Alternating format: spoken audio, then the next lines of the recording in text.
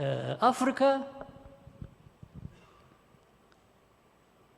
can we keep talking about how we suffered injustices of all kinds in our history, in our past, and keep referring to that and keep going on with that, except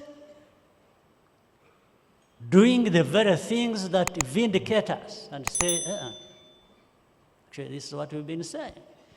This is what we want to be. Now we are. Why?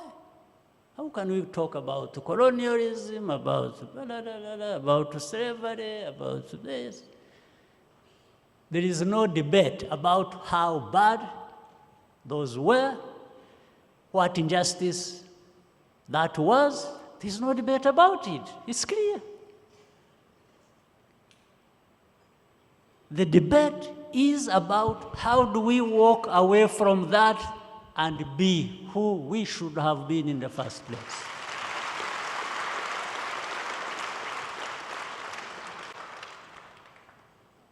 And we have all kinds of resources on our continent, the human resources, all kinds of resources, all kinds. In fact, some of, it's really very ironical here. In these relationships, some of which continue to perpetuate injustices against us, those systems, those countries, you find among them there are fine men and women from our continent. You want to hear more of that? Yeah. Those Africans, like me, some of them work for the institutions, global institutions, doesn't matter where, that actually do some injustice to us. And even them, when they are there, they start talking about, oh, they enslaved us, they did this. But then they are there doing similar injustices to their own. And it doesn't matter who does the injustice, whether it's from my own or from others, it is injustice still. So I'm not even talking about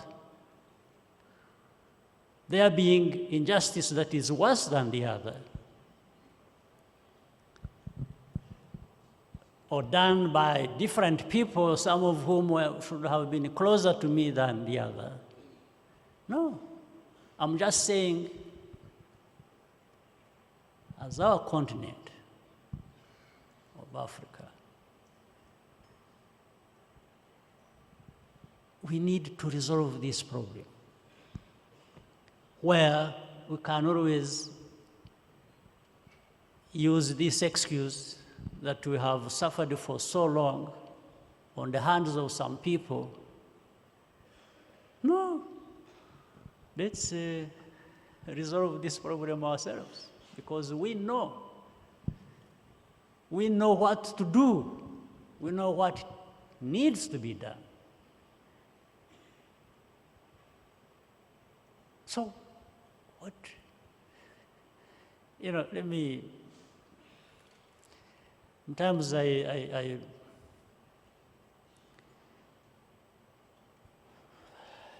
I'm sure you all know the problem going on in our region here.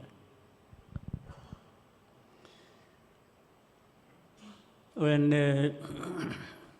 you hear accusations going on between Rwanda and the DRC, we say that, DRC, and Rwanda. If you really took a moment and thought about it, what is it?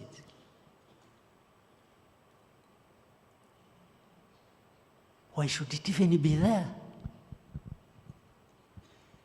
How are we going to take our countries, our continent that far if we are caught up in this nonsense? Why should there be a conflict at all between Rwanda and DRC? Why? Can anyone tell me the justification? Now, and then it goes around, it's as if Rwanda is impoverished because of DRC, or DRC is impoverished because of Rwanda. Does that make sense?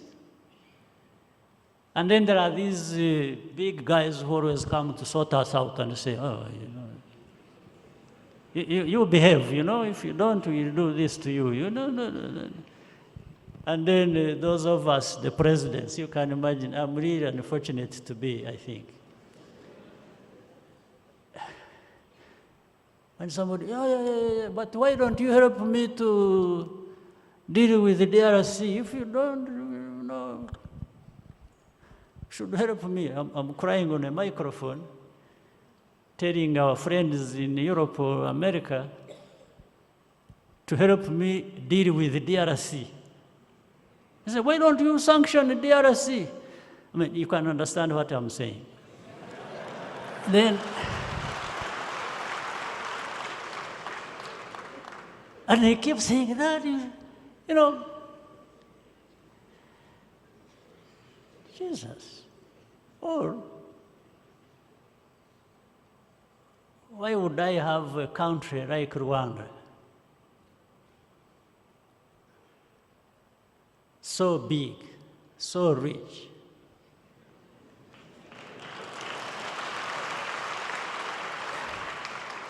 There I told you that there is no small country, so I'm talking about Rwanda. But if I had it,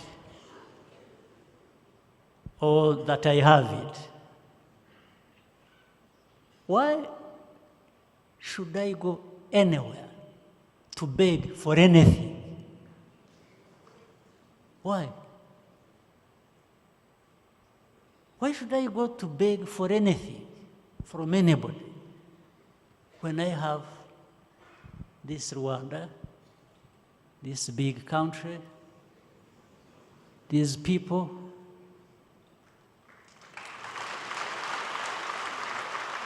Can somebody tell me why we have become beggars? Can anybody tell me why?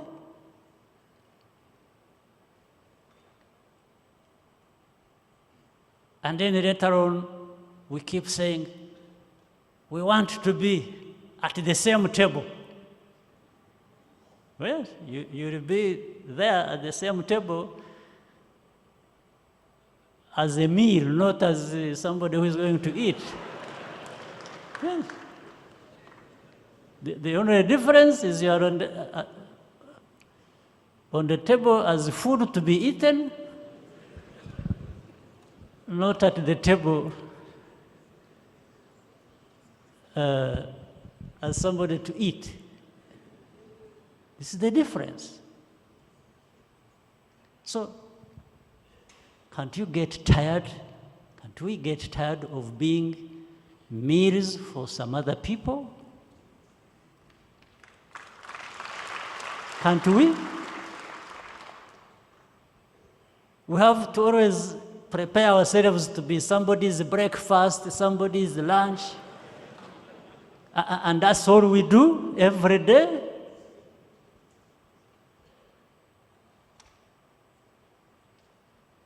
So what other claim do we have? What other claim do we have? If we can't put our heads together, work together, and first anyway, fix our problems in our countries.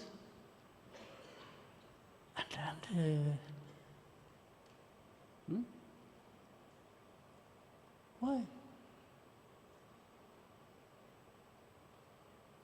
So please, RPF, can you help us?